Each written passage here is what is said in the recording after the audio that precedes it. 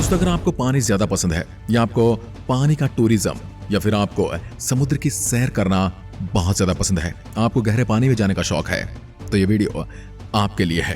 क्योंकि आपको लगता होगा कि पनडुब्बी की सवारी करना वाकई में बहुत ही ज्यादा रोमांचक और बहुत ही ज्यादा आनंद देने वाली चीज होगी। तभी तो लोगों ने 2-2 करोड़ रुपए के टिकट खरीदकर पनडुब्बी में बैठकर और टाइटैनिक के मलबे को देखने के लिए इतना खर्च किया होगा। उसमें कुछ तो खास होगा, उसमें कुछ तो मजा आता होगा, कुछ तो ऐसा होगा जो लोगों ने 2-2 करोड़ रुपए देकर अपनी मौत का सौदा किया। अगर आपको लगता है कि पनडुब्बी में रहना आसान है तो ये वीडियो अंत तक जरूर देखना, क्योंकि आज हम आपको पनडुब्बी की जिंदगी से जुड़े कुछ ऐसे फैक्ट बताने वाले हैं जो आपको सच में हैरान कर देंगे।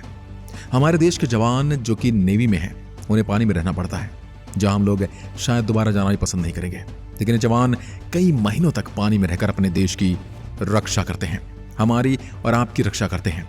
अब दोस्तों, ऐसा भी नहीं कि पानी में इनके लिए कोई स्पेशल घर बनाया गया हो जहां ये महीने भर रह सकते हैं, बल्कि लोग पनडुब्बी में रहते हैं। तो आइए फिर आपको ले चलते हैं सबमरीन की दुनिया में, जहां हमारे नेवी जवान रहते हैं।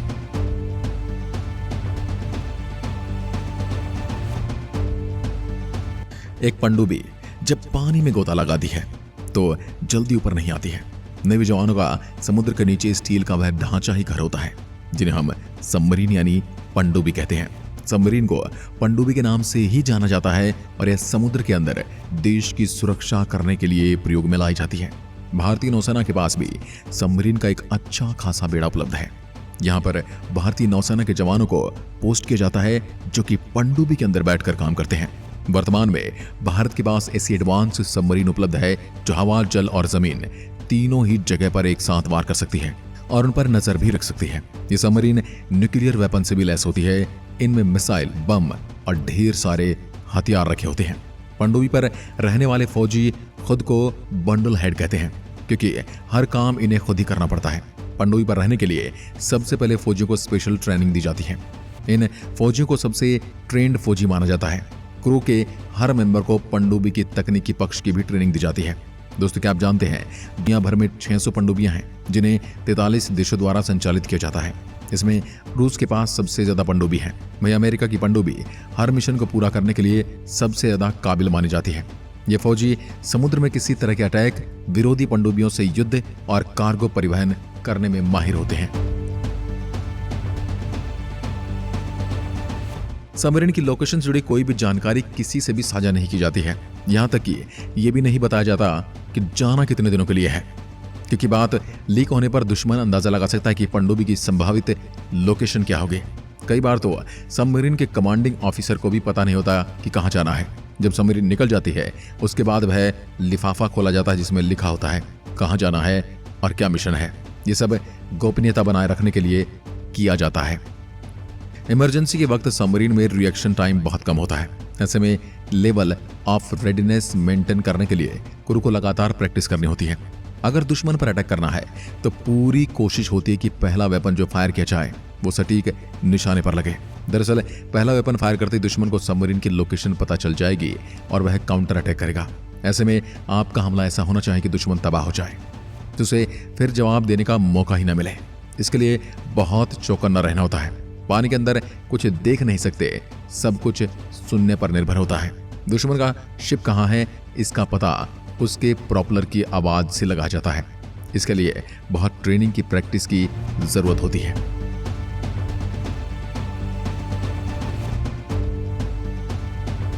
इसलिए शांति काल में भी सबमरीन बिजी रहते हैं।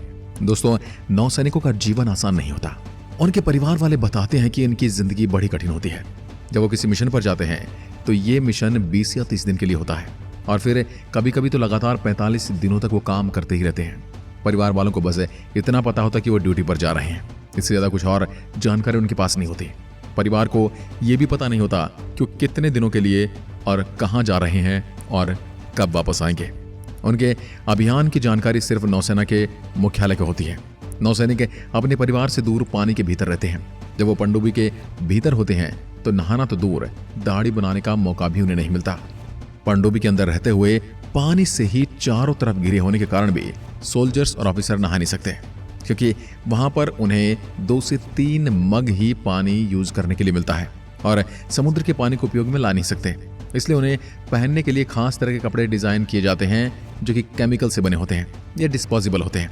उन्हें 3 से 4 दिन यूज करने के बाद फेंक दिया जाता है ताकि उनके शरीर में किसी भी तरह का कोई इन्फेक्शन ना हो और वो सुरक्षित रहें। जवानों और अधिकारियों को खाने पीने के लिए भी बहुत बड़ी चुनौतियों का सामना करना पड़ता है। यहाँ पर जवानों और अधिकारियों का खाना बहुत ही नॉर्मल होता है। दाल चावल सब्जी ही उन्हें खानी पड़ती है। और दोस्तों, दाल भी ऐसे जिसमें ना तो तड़का लगाया जा सकता है और ना ही सब्जी में ज्यादा मसाला डाला जा सकता है। खाना बनाते समय इस बात का ध्यान भी रखा जाता है कि ज्यादा धुआं ना उठे, इसलिए खास तौर से खाना सादा ही बनाया जाता है। दाल में छोंका इसलिए नहीं लगाया जाता क्योंकि अगर छोंका लगा तो धुआं उठेगा और लपटे भी। पनडुब्बी जब भी समुद्र के अंदर होती है तो उसके साथ डॉक्टर और प्राथमिक चिकित्सा का सामान भी साथ में होता है, क्योंकि अगर किसी को उल्टी या चक्कर जैसी परेशानी होती है तो तुरंत इलाज किया जा सके। पनडुब्बी में सोने के लिए 2 कंपार्टमेंट होते हैं। वहां का तापमान गर्म रहता है, इसलिए कभी कभी कुछ नौसैनिक वहां सोने चले जाते हैं जहां मिसाइल और टारपीडो रखे होते हैं, क्योंकि ये जगह पनडुब्बी की दूसरी जगहों के मुकाबले सबसे ज्यादा ठंडी होती है।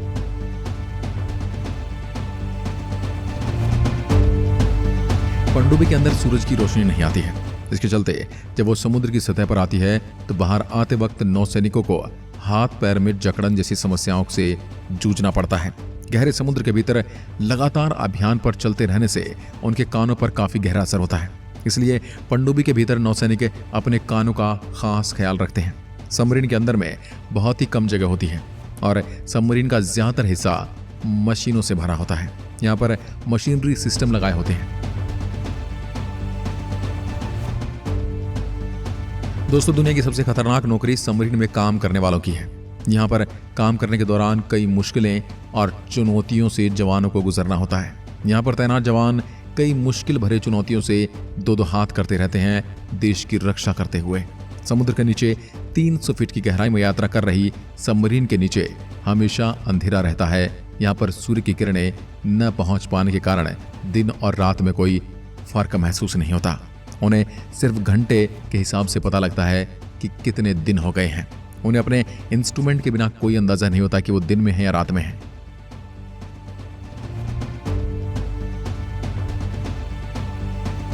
तो दोस्तों, क्या आप भी मानते हैं कि पनडुब्बी में रहने वाले सैनिकों की जिंदगी सबसे ज्यादा मुश्किल दौर से गुजर रही होती है?